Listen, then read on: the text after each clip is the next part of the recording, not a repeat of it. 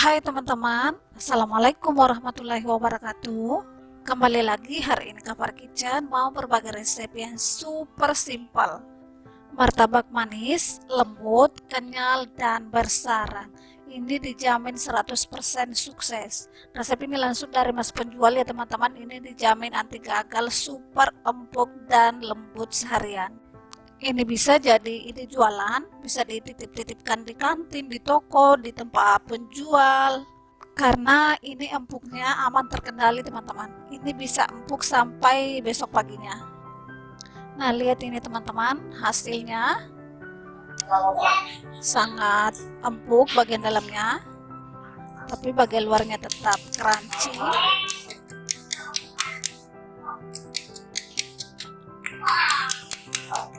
Ini crunchy ya teman-teman, sangat crunchy bagian luarnya, tapi bagian dalamnya masih tetap kenyal, empuk, dan ini empuknya bertahan sampai seharian, bahkan bisa sampai besok paginya. Jadi ini terigunya cuma seperempat ya teman-teman, dan bisa menghasilkan kurang lebih 12 pieces martabak mini. Oke, langsung saja kita bahas bahan-bahannya. Pertama-tama masukkan terigu protein sedang, saya menggunakan segitiga biru. Terus masukkan maizena, masukkan gula pasir butiran halus, dan masukkan air. Ini air minum ya, air galon, air bersih. Terus kita aduk rata sampai gulanya betul-betul larut. Oh iya teman-teman, saya sengaja ya tidak mau masukkan takaran resep di dalam video karena menurut saya itu sangat mengganggu. Lebih baik dinonton saja videonya, diperhatikan step by stepnya. Nah, untuk resepnya saya tulis di deskripsi sangat-sangat lengkap, mulai dari takarannya, step by stepnya, cara masaknya, dan lain-lain sebagainya. So teman-teman, ini tips dari saya.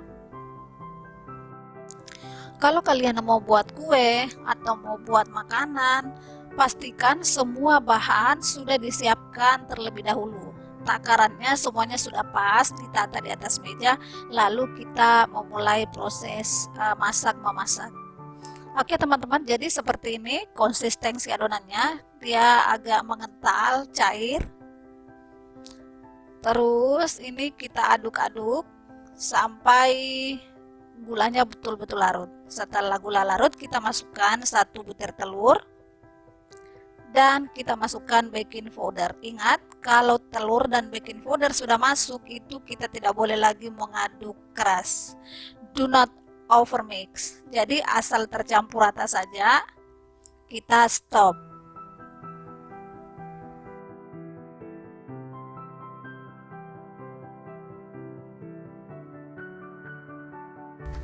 Nah, setelah kita sudah mengaduk rata telurnya, kita tutup dan kita simpan di suhu ruang selama 1 jam. Setelah 1 jam itu sudah boleh kita buat martabaknya. Tapi kalau kalian mau simpan sampai 6 jam, itu bisa disimpan sampai 6 jam di suhu ruang. Tapi kalau misalnya sampai 6 jam kalian belum mau buat, itu boleh disimpan di dalam kulkas dan bisa disimpan selama 2 hari di dalam kulkas. Nah, setelah mau dibuat, dikeluarkan saja dari kulkas dan dibiarkan di suhu ruang. Setelah itu bisa kita buat martabaknya. Nah, sekarang kita mau bahas proses memasaknya. Nah, pada saat kalian memasak martabak, tidak boleh wajan atau teflon yang kalian pakai itu langsung bersentuhan dengan api. Jadi usahakan memakai alas atau pelapis agar supaya teflon atau wajan tidak langsung bersentuhan dengan api, dan ini juga bisa membuat panasnya merata. Jadi alas ini bisa membuat panasnya merata, oke? Nah, sekarang saya mau panaskan dulu wajan yang saya mau pakai masak martabak. Nah, kita siapkan bahan kedua. Ini ada air dan baking soda. Jadi sekali lagi teman-teman, takaran saya tidak tulis di dalam video karena itu sangat mengganggu. Silahkan lihat di deskripsi lengkap serta step by stepnya. Campur baking soda dan air, aduk rata.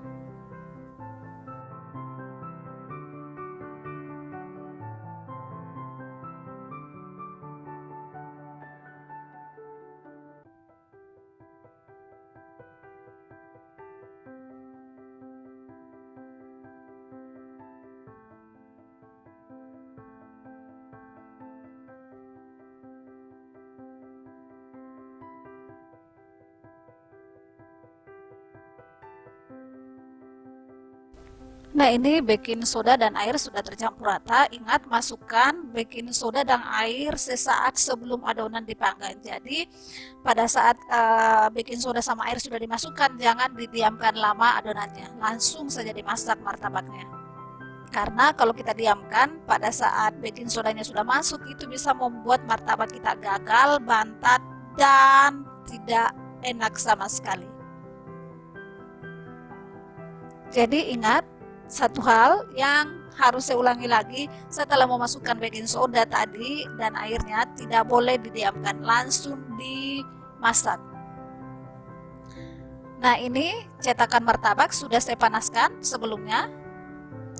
Jadi ingat juga memasukkan martabak di dalam cetakan itu jangan terlalu panas, jangan juga tidak panas, tapi kita percikan air. Kalau pas kita percikan air dan airnya langsung menguap, itu artinya panasnya pas.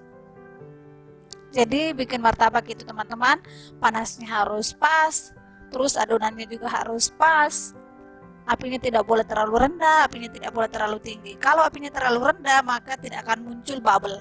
Dan kalau apinya terlalu tinggi, maka martabak kalian akan langsung hangus bubar, tidak jadi makan martabak.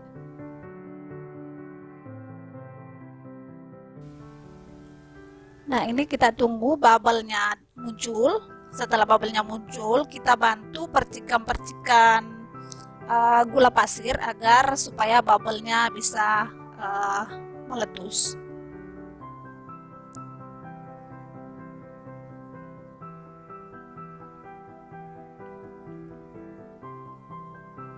Jadi gula pasir itu salah satu juga bantuan untuk membuat bubble-bubble martabak kita meletus, pecah. Kan cantik ya teman-teman kalau bubble-nya pecah-pecah. Karena bubble ini sebenarnya yang akan membuat sarang martabak kita muncul. Jadi semakin banyak bubble-nya, semakin banyak juga sarangnya.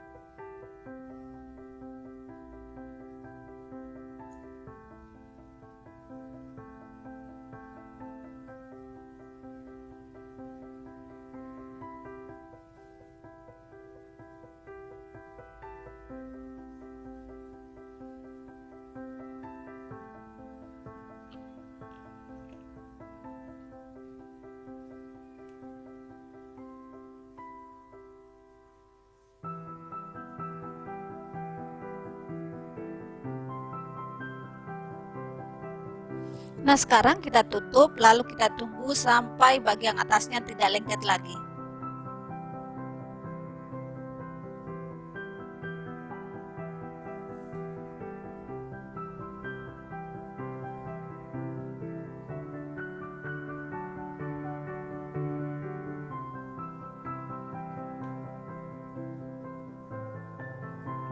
Nah, ini sudah kering bagian atasnya. Sekarang kita mau keluarkan dari cetakan.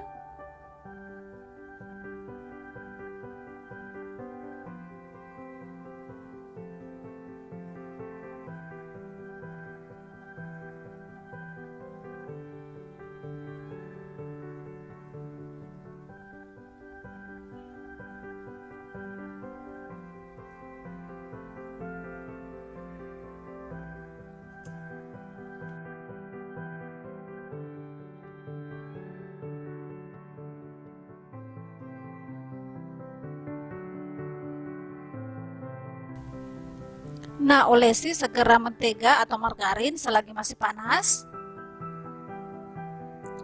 Jadi ini saya menggunakan margarin ya teman-teman karena butternya lagi habis.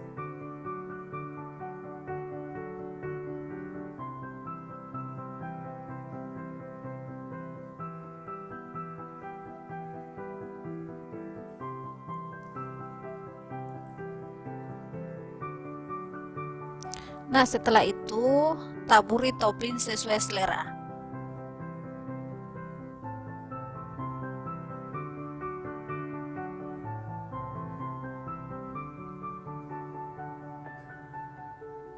Ini kejunya penuh berlimpah seperti ini teman-teman, karena ini bukan untuk dijual, untuk dikonsumsi pribadi.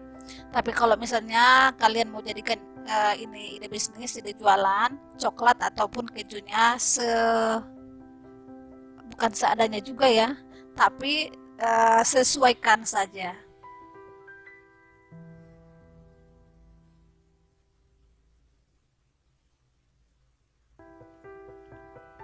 Setelah itu kasih susu kental manis atau creamer. Ini saya menggunakan creamer.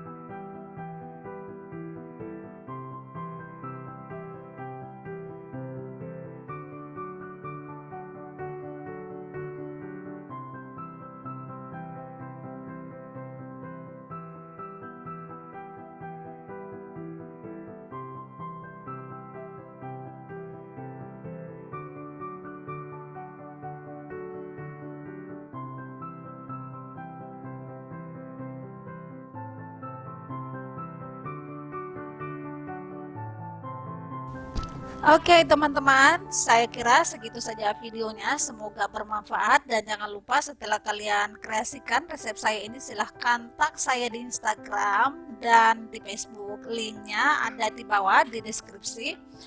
Oke, semoga berhasil dan jangan lupa setelah nonton please klik like, share, komen, dan subscribe. Assalamualaikum warahmatullahi wabarakatuh. Enjoy the video and see you di video-video selanjutnya.